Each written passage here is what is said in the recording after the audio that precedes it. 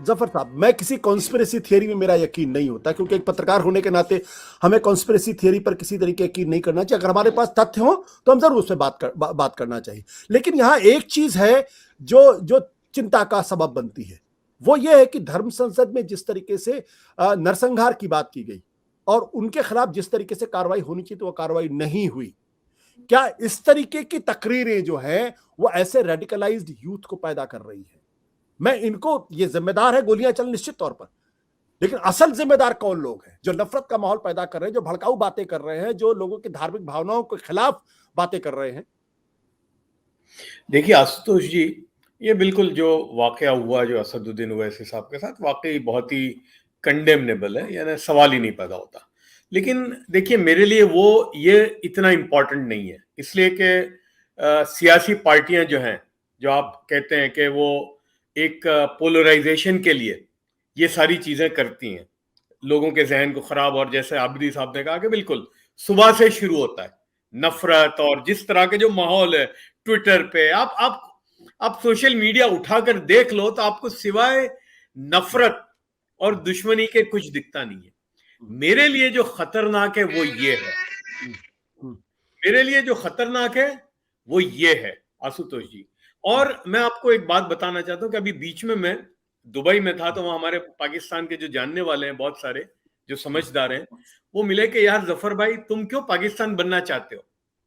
और मुझे याद है आशुतोष जी कि 80s, लेट 70s, यानी हमारा बचपना था, और 80s, अर्ली 80s में पाकिस्तान जो जाता था ना यहां से, वो औ में आ जाता था, इसलिए कि जो चमक दमक थी कराची के अंदर, लाहौर में, और जिस तरह से गैजेटरी है ना, हमारे यहाँ तो कलर टीवी नहीं था तब वहां था, बल्कि हमारे यहाँ मोबाइल फोन बहुत बाद में है, उससे पहले था, सेल फोन कहते थे उसको। और जो चमक दमक थी, और यहां से भी जो वहां जाता था वो कहता था यार क्या मुल्क है, जबरदस्त। और ये जनरल जियाउल हक साहब जो आए, और उन्होंने अपनी बालादस्ती के लिए एक चीज शुरू की, और फिर उनको ये अफगानिस्तान मिल गया। और बिल्कुल राशिद साहब की जो बात थी कि बिल्कुल पूरी दुनिया से मैग्नेट की तरह जो जिहादी की ये जो हदीस हैं जो अभी जो चल रही है, ये जिहाद के ऊपर, और ये गजवा हिंद, ये कभी सुना नहीं था हमने, वो चलाकर नौजवानों के जहनों को भड़काया, और पूरी दुनिया से उनको सऊदी अरब लाया जाता था, फिर वो अमेरिका आते थे, और उनका जबरदस्त एजाज होता था। और मुझे याद है वो तस्वीर 1979 की, के रेड कारपेट बिछाए, और एक तरफ अमेरिका के सदर, क्या नाम, जो 79 में थे, जो हीरो बहुत अपने जमाने के थे, नहीं बुश नहीं, जिमी कार्टर थे, जिमी कार्टर, बाद में रोनाल्ड रेगन। नहीं, रोनाल्ड रेगन थे, रोनाल्ड रेगन। मुझे वो तस्वीर याद है, रोनाल्ड रेगन है एक तरफ मार्गरेट थैचर है, और रेड कारपेट बिछा हुआ है, और अफगानिस्तान के बड़े दाढ़ी टोपी वाले, बड़े भाई का कुर्ता, छोटे भाई के पजामे वाले, और हेडलाइन क्या है, it is कोalition of the God fearing. और इस तरह से एक जहन को खराब किया। और ये पाकिस्तान क्या हुआ, जो पाकिस्तान 1980s में उसकी करेंसी हमारे से 25% ज्यादा थी, आज 35 साल के अंदर वो पाकिस्तान कहां चला गया हमारे सबके सामने है। रोजाना कोई ना कोई पाकिस्तानी कोशिश करता है कि मैं कैसे यहां से निकलूं। उसके पड़ोस में अफगानिस्तान, 40 साल पुराना अफगानिस्तान या 45 साल पुराना अफगानिस्तान, आप देख लीजिए कहां था और वो अफगानिस्तान कहां है। उसके मुकाबले में एक मुल्क है बांग्लादेश, वहां पर भी रेडिकलाइजेशन था किसी जमाने में, ये जो हुकूमत आई उसने बिल्कुल खत्म किया।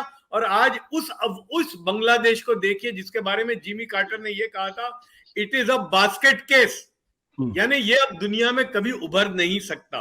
तो मैं समझता हूं कि हमारे जो लोग हैं, दानिश्वर हैं, जो समझदार हैं, अगर वो समझते हैं कि ये इस पोलराइजेशन करने के लिए ये जरूरी है, पहले ये चलाना कि मैं जो कहता हूं वो सही है, वहां से शुरू होता है।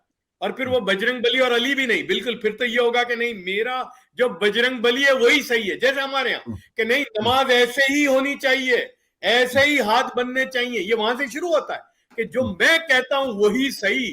खड़े रहोगे मस्जिद में, मुझे याद है मैं सऊदी अरब में एक मरतबा खड़ा था, तो मुझे सफ में खड़े रहने नहीं था, क्या नहीं, पैर से पैर मिलने चाहिए। जो हमें हम जिस माहौल में बड़े हुए थे कि भाई ये भी सही है, ये भी सही है, नमाज पढ़ने का ये भी तरीका सही है, लेकिन वहां जब गए तो पता चला कि नहीं, बस जो मैं कहता हूं वो सही है। तो अगर ये भावनाएं चली तो मैं समझता हूं कि आगे चलकर ये ऐसी आग में तब्दील होगी कि जिसको बुझाना नामुमकिन हो जाएगा।